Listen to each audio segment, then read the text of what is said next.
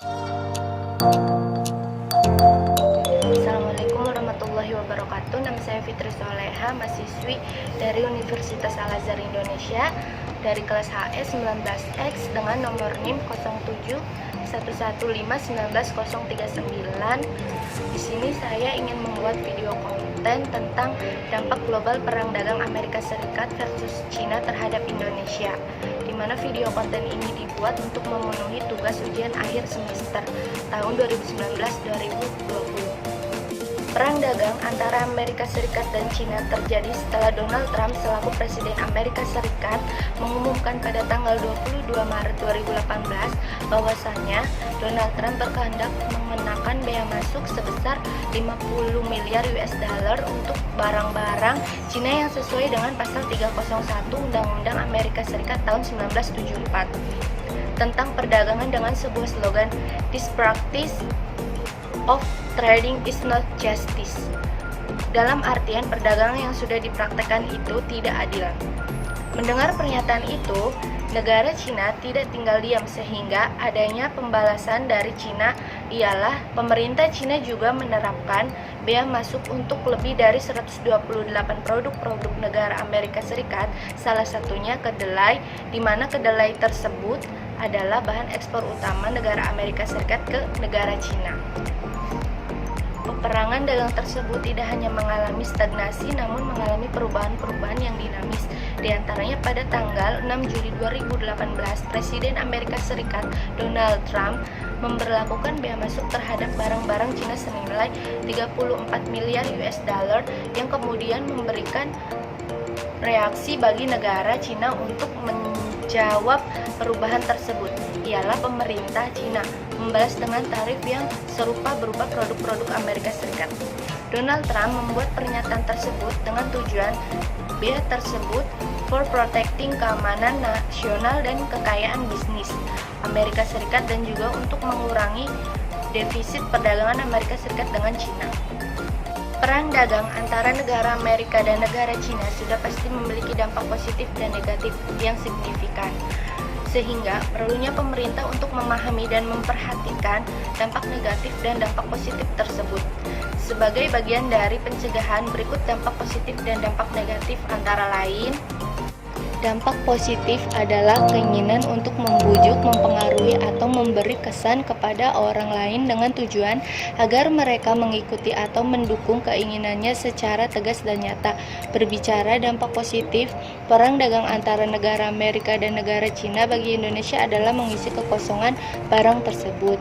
Sesuai dengan data yang bersumber GTIS Trademap BPS 2018, maksud dari mengisi kekosongan tersebut ialah negara Amerika ekspor daging hewan 26,76% diantaranya itu yang diekspor negara Cina, sehingga barang tersebut menjadi 0,24%.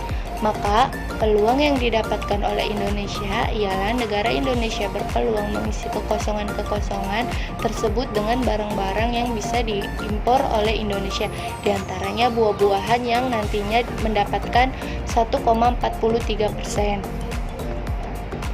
Sehingga itulah peluang bagi negara Indonesia yang biasa diambil dari perang dagang antara Amerika dan Cina. Dan dampak positif bagi Indonesia juga akan menambah investor dari Cina.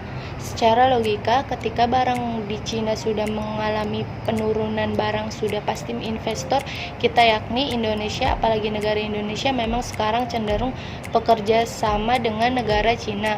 Dalam seminar INDEF, Institute for Development of Economic and Finance di Jakarta, Darmin, Menteri Koordinator Bidang Perekonomian, mengatakan ketika perang dagang membuat Amerika Serikat menetapkan bea masuk bagi produk impor dari Cina yang memang itu sangat tinggi, maka hal ini tentu memberatkan pengusaha di Cina, sehingga para pengusaha pun terpaksa melirik negara-negara yang mampu menampung mereka menjadi investor. Maka salah satunya ialah investor negara Cina akan melirik negara Indonesia sebagai lahan basah untuk investor.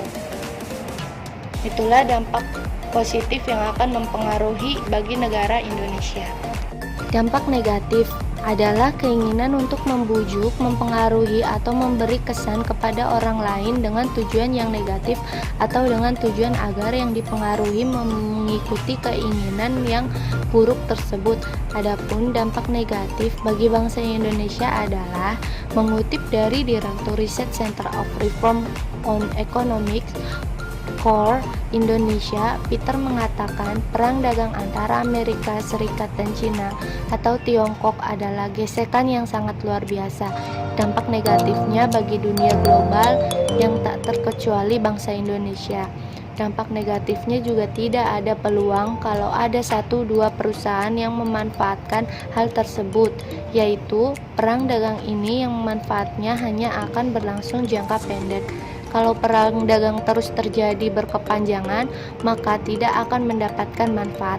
Begitulah kata Peter, seorang direktur Research Center of Reform on Economics Core Indonesia. Ada 3 dampak perang Amerika Serikat versus Cina terhadap negara Indonesia. 1. Ekspor Indonesia tertekan. Direktur Riset Core Indonesia Peter Abdullah menjelaskan perang dagang yang terjadi itu dapat makin mempersulit Indonesia untuk melakukan ekspor. Sebab ketika perang dagang terjadi, negara itu akan mengurangi produksi yang berdampak ke Indonesia selaku eksportir bahan baku. Di samping itu, perang dagang tersebut juga dapat membuat negara lain menyasar Indonesia dalam melakukan impor sejumlah barang yang sebelumnya dikirim Amerika Serikat atau Cina. Hal itu memanfaatkan keterbukaan perekonomian Indonesia. 2. Bisa mengancam pasar modal. Otoritas Jasa Keuangan atau OJK mengingatkan soal kondisi perekonomian global yang terus dibayangi masalah perang dagang antara Amerika Serikat versus Cina.